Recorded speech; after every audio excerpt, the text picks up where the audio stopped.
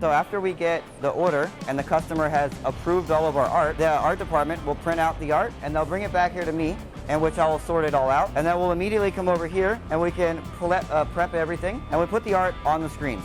Once everything is prepped and the art's on the screens, we slide it on here to the burning box and we hit it with UV light.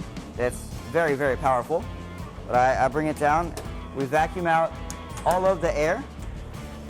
And once it's completely vacuumed out, we hit it with the UV light and then we just rinse it out with water. You won't be able to see the UV light directly, but when I turn this on, it's gonna leak out through all of the cracks and you'll see like the bright UV over there. But all of the screens need UV light in order to cure. And once it's hit with the high power light, the emulsion hardens in place.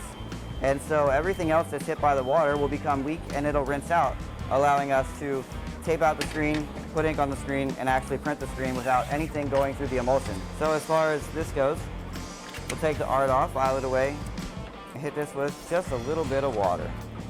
Brittany, we'll come right in here, and then we'll just put a little bit of water on it. I realize this is bright, but as soon as we hit it with water, you can almost directly see all of the logo appearing.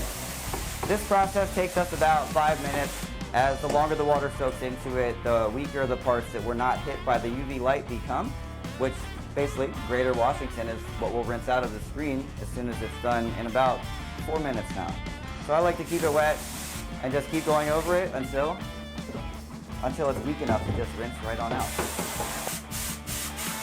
All right, now we're basically good, and this is the final step of just rinsing off anything that's left behind. All right, and there we go. That is the finished product. A couple logos on the small manual screen. There we go. Put it in here to dry, and that's it. Next step is production. Yeah, this is the darkroom. All the emulsion is light sensitive, as you could probably guess, since the UV light is what we use to burn and harden the screens. And so in this room we have yellow light, effectively, and we try to keep the light off at all times, like most dark rooms. In photography and any other field. Once we have screens prepped, then it's time. The next step is to send it to production.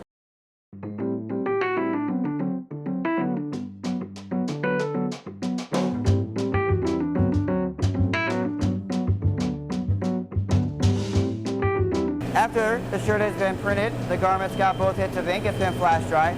We send it to the dryer. The dryer is about 330 degrees about, and the ink will stay wet until it goes through the dryer and hits about that temperature in order to cure. Once it cures from the temperature, it will be on the garment for a pretty long time, in any case, 50 washes or something like that. But if it never goes to the dryer, the ink will never dry. It'll stay wet until a year from now maybe, or even longer. But we'll go around to the back here where we got everything coming out on the other side.